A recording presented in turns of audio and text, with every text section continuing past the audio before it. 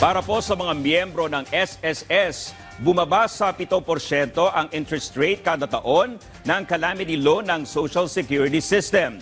Sa Pag-ibig Fund naman, pwede nang mag-apply ng calamity loan at housing loan ang mga miyembrong apektado ng bagyong Krising at Habagat. Yan ang ulat ni Gab Villegas. Isa si Jofel sa mga apektado ng pagbaha dulot ng habagat sa Las Piñas City. Pinasok ng tubig baha ang kanilang bahay dahilan para masira ang ilan sa kanilang mga ari-arian. Plano ni Jofel na kumuha ng calamity loan sa Social Security System. Para sa kanya, malaking tulong ito para madali silang makabangon. Hindi lang din po ako ang bumaha, mga pamangkin ko rin po, matutulong ko rin po yun sa nila pag nag-calamity loan ako. Mas bumaba pa ang interest rate para sa mga kukuha ng calamity loan program ng Social Security System. Sa inilabas kasi na bagong guidelines ng SSS, mula sa 10% per annum na interest rate ay magiging 7% per annum na lamang ito. Kasunod yan ang naging anunsyo ni Pangulong Ferdinand R. Marcos Jr. noong Mayo na ibaba ang interest rate ng salary at calamity loan ng SSS. Pero ang rate na ito para lang sa mga miyembrong may magandang credit record. Kaya naman, natuwa lalo si Jofel na mas mababa ang interest na ipapataw ng SSS para sa mga kukuha ng calamity loan.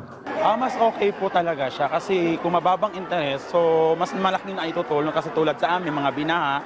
So syempre, kung mababang interest, hindi na kami mahihirapan magbayad din sa aming mga SS namin pag na-calamity loan. Pwedeng mag-loan ang miyembro ng katumbas ng 1 monthly salary credit o MSC na nakompute batay sa average ng huling 12 MSC na rounded up sa nearest 1,000 o sa halagang in-apply nito na hindi lalagpas sa 20,000 piso. Pwede mag-avail ang miyembro ng calamity loan ng hanggang 30 araw mula nang inanunsyo na pwedeng mag-loan para sa calamity loan na inilabas sa pahayagan.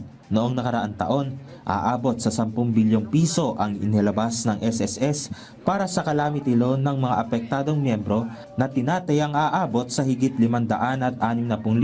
Para sa kabuuang detalye kung paano mag-avail ng calamity loan ay magtungo sa pinakamalapit na tanggapan ng SSS o bisitahin ang www.sss.gov.ph.